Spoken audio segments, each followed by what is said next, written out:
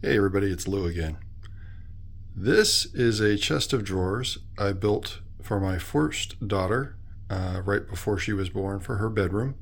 It's since traded positions in the family, but it's still here. It's made out of oak, and it was a plan that I got from Norm Abram, who hosted the new Yankee Workshop.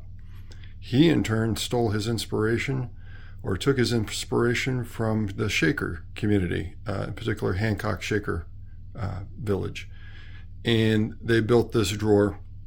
I've always wondered why it was so pleasing, the progression of sizes from the top thinnest drawers down to the bottom thickest drawers.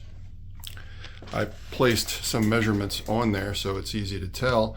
It goes from 5 3/4 of an inch in width to 7 inches to 7 3/4 to 9.5.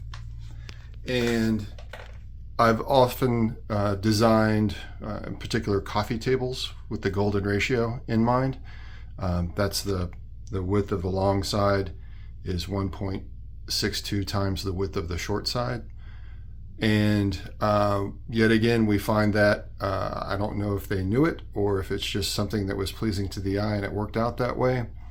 But the ratio of the top drawer width to the bottom drawer width, while not exactly 1.62, is 1.65, which I found is right in the ballpark for a very pleasing relationship.